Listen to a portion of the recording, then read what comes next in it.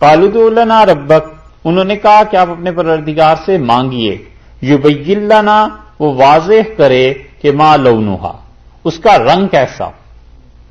اب پہلے تو عمر کی بات تھی، وہ ماہیہ جو تھا وہ عمر کی بات تھی، اور عمر کے بعد اب آ گئے کہ رنگ کیسا۔ بھئی کسی بھی رنگ کا جانور لے کے ذبح کر دو گے تو اللہ کیا قبول ہو جائے گا؟ اب اس میں کون سی ایسی بات ہے کہ اس کا رنگ کیسا ہو؟ ایک دفعہ ایک خاتون آئی، بہت بوڑھی تھی اور بڑے عرصے کا مدت ہوئی اس بات کو، وہ اس کھوج میں تھیں، ہم سے کہنے لگیں کہ یہ بتاؤ حضرت یہ جو اصحاب کہف تھے ان کے کتے کا رنگ کیا تھا؟ ہم نے کبھی، ہم نے تو آج تک نہیں پڑھا اصحاب کہف جن کا تذکرہ آتا ہے، کچھ نوجوان اللہ پہ ایمان کی وجہ سے چلے گئے، تو کہنے لگی اس کے کتے کا رنگ کیا تھا؟ میں نے کہا ہمیں تو نہیں پتا۔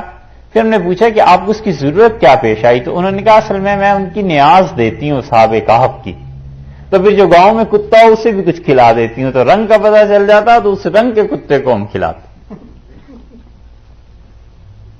یہ ہیں ایسی حرکتیں کہ انسان اپنا دین برباد کرتا ہے، خام خواہ کی ایسی بات، اور وہ نیاز تو دینا حرام تھا ہی تھا، کتے کا رنگ بھی چاہیے تھا تاکہ حرام بھی پورا ہی حرام۔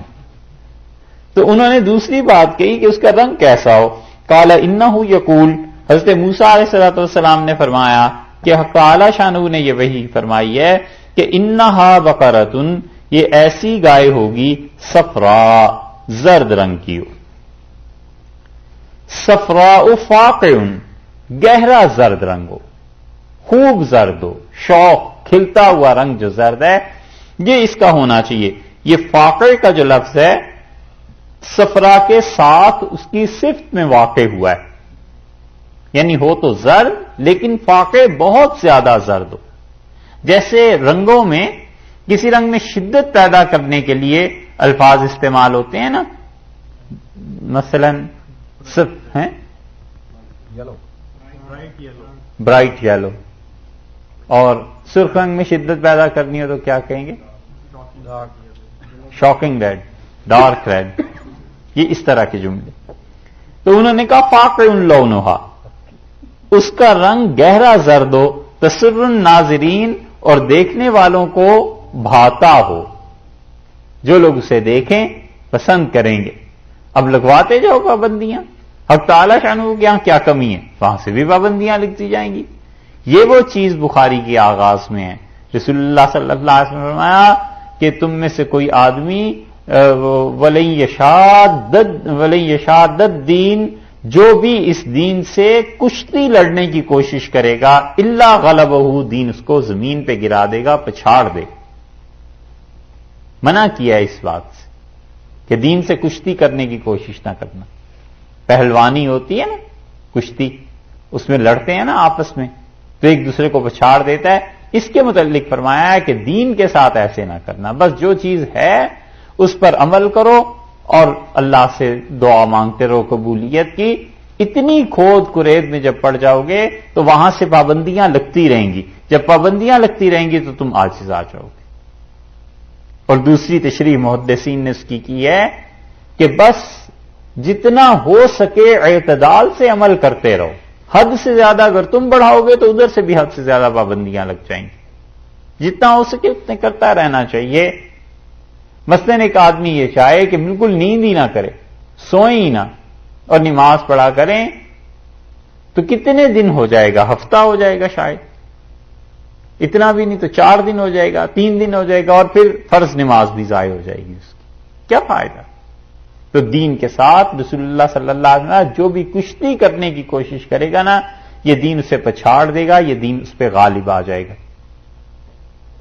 طاہر رحمت اللہ علیہ ایک حنفی فقیہ تھے، بہت بڑے فقیہ تھے، صاحب مذہب تھے، اور وہ گزر رہے تھے اپنے ایک شاگرد کے ساتھ، تو ان کا شاگرد ان سے کہتا تھا کہ حضرت یہ جو لوگ ہیں نا نماز نہیں ہوتی ان کی۔ تو انہوں نے کہا بھئی کیوں نماز نہیں ہوتی؟ تو اس نے کہا ان کے کپڑے پاک نہیں ہوتے، لوگوں کے جو دھوبی کے پاس جاتے ہیں یہ کپڑے ہی پاک نہیں ہوتے۔ وہ ایک دن دھوبی گھاٹ کے قریب سے گزرے تو وہ شاگرد بھی ساتھ تھا، اس سے کہا حضرت یہ دیکھ لیں یہ چھوٹا سا حوض ہے جس میں یہ کپڑے دھوتے ہیں، یہاں ناپاک کپڑے بھی ہوتے ہیں تو پانی ناپاک ہو جاتا ہے، اس سے دھلنے والے کپڑے بھی ناپاک ہو جاتے ہیں، کسی کی نماز نہیں ہوتی۔ انہوں نے کہا میرے بھی کپڑے یہیں دھلتے ہیں۔ اب وہ چپ ہو گیا، تو اس نے کہا حضرت آپ کی بھی نماز نہیں ہوتی اور آپ کے پیچھے والوں کی بھی نماز نہیں ہوتی۔ انہوں نے کہا ارے دھوبی تم کپڑے کہاں دھوتے ہو؟ اس نے کہا حضرت اس حوض میں دھوتا ہوں۔ ان کا پھر اس حوض کے علاوہ اس کا ایک چھوٹے حوض میں، 3 4 5 حوض نے بتایا چھوٹے چھوٹے، فرمایا کسی بڑے حوض میں بھی۔ اس نے کہا حضرت وہ حوض ہے اس میں بھی کپڑے ڈالتا ہوں۔ تو انہوں نے کہا الحمدللہ سب کی نماز ہو جاتی ہے، سب کے کپڑے پاک ہو جاتے ہیں۔ اس نے کہا خبردار آئندہ تم بول۔ یہ ہے جتنی پابندیاں لگواتے جاؤ ادھر سے لگتی جائیں گی۔ اسی لیے رسول اللہ صلی اللہ علیہ وسلم نے ایک حدیث میں کہا کہ اللہ کو نفرت ہے اس آدمی سے، اب تو یہ حدیث نہیں رہی، مطلب اس پہ عمل نہیں ہو سکتا، لیکن آپ نے فرمایا اللہ کو نفرت ہے اس آدمی سے کہ ایک چیز جائز تھی اور پھر اس نے سوال کر کر کے اسے حرام کر دی۔ اس حدیث کی تشریح یہ ہے کہ وہ چیز فطرت میں شامل تھی اور اس نے اپنے لیے حرام کر دیا۔ یہ نہیں ہے کہ امت کے لیے حرام ہو گئی، اللہ تعالیٰ کی طرف سے تو احکامات امت کے لیے، اس میں بڑی مصلحتیں ہوتی ہیں، لیکن اس آدمی نے اپنے لیے اس چیز کو ناجائز کر لیا، یہ نہ کرے۔ اب رنگ بھی جب پتا چل گیا اور اللہ نے فرمایا کہ رنگ ایسا ہو کہ تسر الناظرین، دیکھنے والوں کو بھلا محسوس ہو، دیکھنے والوں کو خوشگوار محسوس ہو، دوسروں کی رعایت کرنا، اس سے مسئلہ نکلتا ہے کہ آدمی بہت سے کام ایسے ہوتے ہیں جنہیں اس وجہ سے تو نہ کرے کہ لوگ اس سے خوش ہوتے ہیں یا ناراض ہوتے ہیں، علیہ باللہ کوئی خدائی کا درجہ نہ دے، لیکن کچھ کام ایسے بھی ہوتے ہیں کہ انسان دوسروں کی رعایت کرتا ہے، مخاطب کی رعایت کرتا ہے کہ ان لوگوں کو اس سے سہولت ہوگی، لوگوں کو اس سے اطمینان ہوگا، لوگوں کو اس سے خوشی حاصل ہوگی۔ رسول اللہ صلی اللہ علیہ وسلم کے جو مذاق ہیں، جو مزاح فرمایا ہے، وہ اسی درجے کی چیزیں ہیں کہ لوگ ان سے کھل جاتے تھے، بات کر سکتے تھے۔ تو رعایت مخاطب کی کرنا، سامنے والے کی کرنا، اس سے ثابت ہوتا ہے۔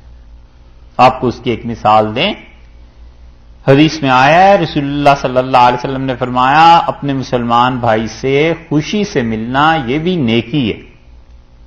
بات یہاں سے شروع ہوئی تھی کہ صحابہ رضی اللہ عنہم نے عرض کیا کہ اللہ کے رسول صدقہ کرتے ہیں وہ جن کے پاس پیسہ ہوتا ہے، تو ہم تو محروم رہ گئے۔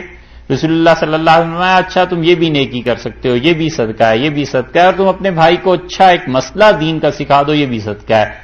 عرض کیا گیا کسی کو اتنا علم نہ ہو تو آپ نے فرمایا تم اپنے بھائی سے اچھی طرح خوشی سے ملو، یہ بھی صدقہ ہے، یہ بھی نیکی ہے۔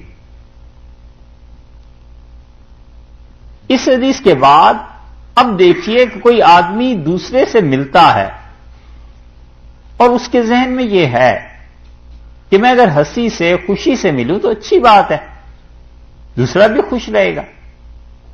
یہ تو ہوا حدیث پہ عمل۔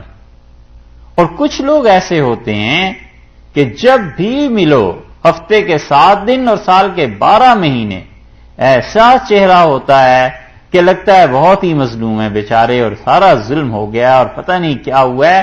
وہ عملاً خدا کی ناشکری ہوتی ہے کہ جیسے کوئی آفت آ گئی ہو، جیسے کوئی مصیبت آ گئی ہو، گھر میں داخل ہو، گھر والے دیکھ کے سہم جاتے ہیں، کبھی کبھی درخواست کرتے ہیں کہ کبھی آپ خوشی سے بھی آ جایا کریں، ہنستے ہوئے بھی کبھی دکھائی دیا کریں۔